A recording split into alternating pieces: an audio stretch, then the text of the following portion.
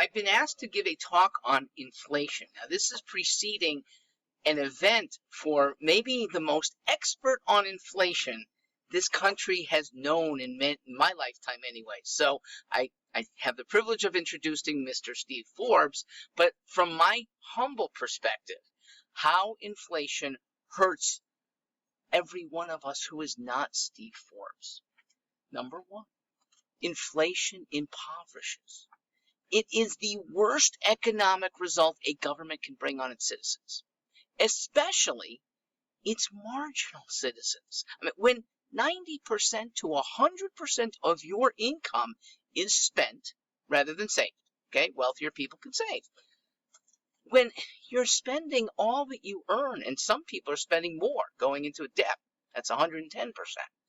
But when it's 90 or more, that's where the poverty is most acute.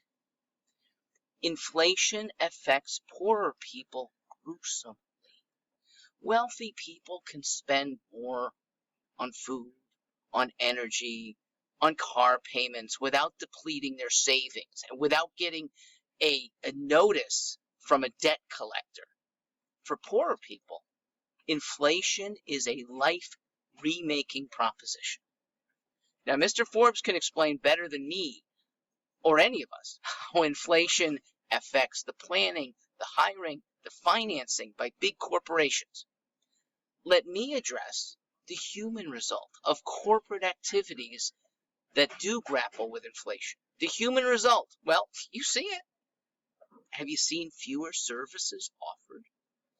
One bank teller, one cashier at a grocery store, 0 available home contractors, fewer humans to help with our needs and our American expectations, what we've come to expect from a wealthy, prosperous America.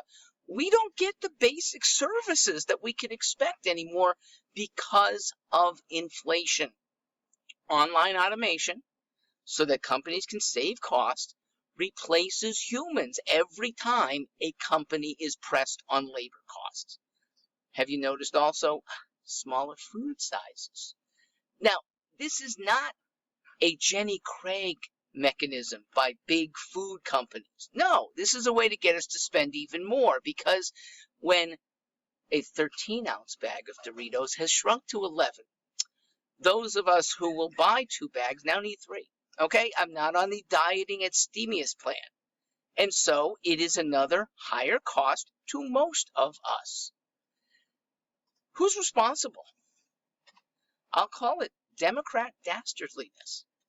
Because it is incumbents in office, and that is in the Northeast anyway, exclusively Democrat office holders, who don't mind inflation.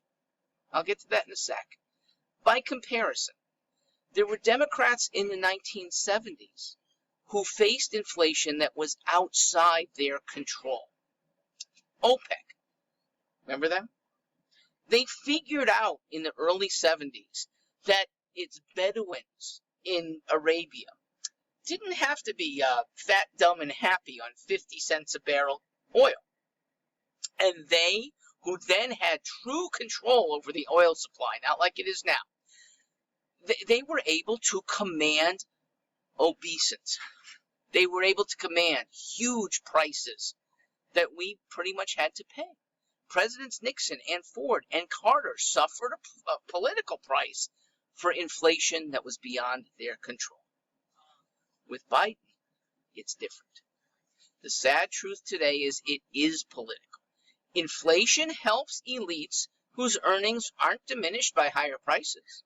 And the governments are run by elites, or at least they're in the hands and do great bidding of elite large corporations. So it especially helps the favored corporations. Pfizer doesn't care about inflation. It doesn't, because state and federal governments are forcing us to head their way. Big hospital chains, they don't care about inflation. Only 4% of their income is private pay. The one industry that could put a check on inflation, the only one, is insurance. And insurance, they're governed as well. State regulators, state by state by state, are the ones who can say, I guess we can approve this policy that 5 companies have submitted to us that jack the premiums by 20% or jack the deductibles so that you have to pay 25% more. When insurers are in bed with hospitals and medical companies, we all lose.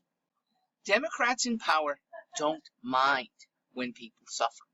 And that is because it brings urgency to what incumbent Democrats most like. They like more agencies, more regulations, more government employees under their domain, and more power to them. What can we do? Well, unless Mr. Forbes has some truly magic wand, our only recourse against spiraling costs is political. It is to get every office holder that has made or acquiesced to policies that create inflation that serves only the elites, is to get them out of office. We have some control over that. We should use it. That's not just you at the polls. It's you and 5 other people well before election time spreading the word, knowing that who the challenger is, that the challenger is far better by even being a nothing right now than the dastardly Democrat who's been holding office and causing this suffering. I am in California now. I am out here on a petition. I'm actually working to get an inflation-inducing policy removed, okay? The California legislature, a marquee for stupidity, has passed something that will cause more food costs to spiral. That's from farms, that's in restaurants, that's in food stores, and we're trying to combat it. And thank goodness, even in California, people here, yes, that's the Pacific outside, people here are eager to have this rescinded. That the legislature, people realize, and there will be 1.3 million or more Californians signing this petition to remove these crazy policies. We can do it more easily in the Northeast where we don't have this petitioning process.